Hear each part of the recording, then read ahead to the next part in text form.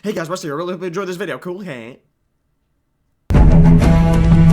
Hey guys, Rusty over here, and today I'm going to be showing you how to finally complete your Pirate transmog to try and get Sharkbait the mount by soloing Mythic Freehold during the BFA expansion. Now, I am doing this at around 461 item level with 2 pieces of pretty decent corruption gear. However, guys, this is really easy, and by the end of 8.3, this is going to be a complete joke to solo, even if you can't do it now.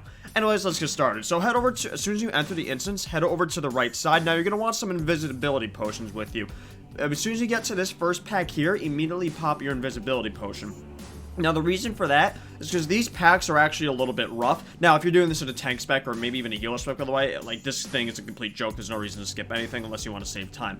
But those Corsairs there will put a pretty nasty dot on you that stacks up 5 times, and it hurts pretty bad. So, even as a Havoc Demon, I struggle with it around my item level. Now, once you get to this point here, that pack on the right with the Oarsman, Duelist, and Brawler, you're going to have to pull that each time. They're going to pull it even if you try to skip it, unless you have something like a stealth ability. Again, if you have stealth or invisibility, you could just skip straight to the last boss, by the way. No reason to do all this. But anyways, this pull is pretty easy.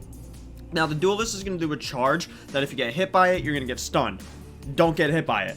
He also melts pretty quick, so you can go ahead and cleave him down. Now, the Oarsman is going to do that cast you saw earlier called Sea Spout. Now, you want to go ahead and interrupt that if possible. It should be possible because it's the only thing to freaking interrupt in this pack, so if you can't do it, you're probably just a bad player. But anyways, even if you don't get the interrupt off, guys, it's not that big of a deal. All it's going to do is put a swirly under your feet, and if you get hit by the swirly, you get knocked in the air. So don't get hit by the swirly. That Brute is basically, or the, the Brawler, is basically put a slow on you, and I think he actually does the most damage, so go ahead and want to try and focus him down first. Now, once you do that, cross the bridge, head over to the right, and fall through that little gap here. You're going to go around this destroyed boat here. Now, these 3 bosses here, since you didn't do the event to basically get rid of one of them, they're going to be neutral, so you can just hug by their side and just go around them. Now, eventually, you're going to get to this part here and this pack here. Now, you're going to have this Crusher here, just might be chilling there at first. Now, if he is, just wait for him to patrol away, then jump down and pull this pack onto the bridge. By the way, if you're using too much corruption where you're spawning a thing from beyond, I actually recommend taking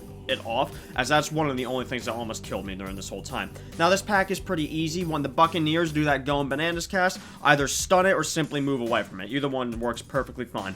Now, I actually make a small, by the way, the other cast, basically just melee you and go ahead and interrupt the Knuckle Dusters when you can. It's just an extra burst of damage you want to try and avoid.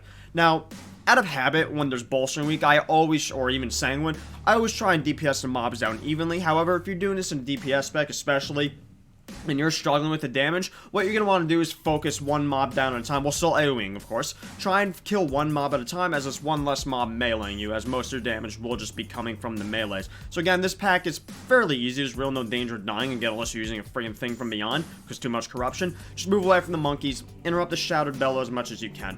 Now, at this point, I actually choose to wait here for my invisibility potion. The reason is that patrol up there with the guy on the horse, the officer, he puts a debuff on you that reduces your healing taken by 75% for 8 seconds. So, and pretty much, you cannot skip that pack unless you have a stealth or invisibility or something that lets you skip it. Hunter, Feign Death. I recommend not pulling that patrol there, as it is very deadly. Even as a tank, it can be a little sketchy depending on your gear. However, guys, like, at the end of 8.3, all these packs, you could probably pull the whole friggin' dungeon and be fine. But right now is what I'm doing it. It was a little difficult, so I just waited for my invis pot. Anyways, go ahead and pull Harlan Sweete. You can skip every boss up to this point, and this boss, guys, is a complete joke. Chances are most of you know the mechanics already from doing Mythic Plus. I'll go over it anyways. Don't stand in the Swift Sabers, although chances are it might just hit you anyways. If you get hit by it, not a big deal. Doesn't do that much damage. You'll just get knocked back. Just don't get knocked back into the pack there. Now, this Cannon Barrage, out of habit, I did it in the Mythic Plus style, where you wait for the first 2 swirlies to spawn and then move to try and conserve space. Now, that's really only important when you're doing this in Mythic Plus, because you're trying to conserve the space. Since you're doing this solo, it's not a big deal. You just move out of the swirlies. Now, once it gets to 60% health, normally if you're doing this with more people, everyone would get the Cannon Barrage and basically have more swirlies. So you're going to handle this the same way, just ignore, well, don't ignore it, just move out of the swirlies. Now, the only other thing that'll happen is the Swift Saber abilities will basically spawn a bunch more, so chances are you're just going to get knocked back. Again, just make sure you don't get knocked back into that pack of mobs in the middle of the room. If you pull out with the boss, you're probably dead.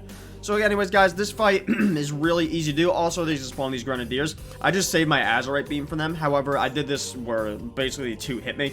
they don't do that much damage. You can honestly just ignore them as long as you're high health. Now, eventually when the boss hits 30% health, he's going to basically take 100% increased damage and also attack 100% faster. Now, this is the only chance you have of dying, so I recommend saving a defensive for this point, but it's really not the big of a deal because the boss absolutely melts. Guys, this dungeon is really easy. Essentially, if you could skip all the trash packs and get to this boss and get really disappointed when the mount doesn't drop, just do that. However, if you have no stealth ability or a hunter feign death, just use invis pots to get to the last boss and just kill the last boss. That's all you need to do. Freehold Mythic is very easy to do right now. Anyways, guys, I hope this guide helped you. If you have any questions at all, always feel free to leave a comment down below. I try to answer them whenever I can. Thank you very much for watching, guys, and as always, remember the most important part of every video, Halo 3 was the best Halo. Have a good night, guys. Good night. It's actually morning for me. Whatever. Have a good day. Bye-bye.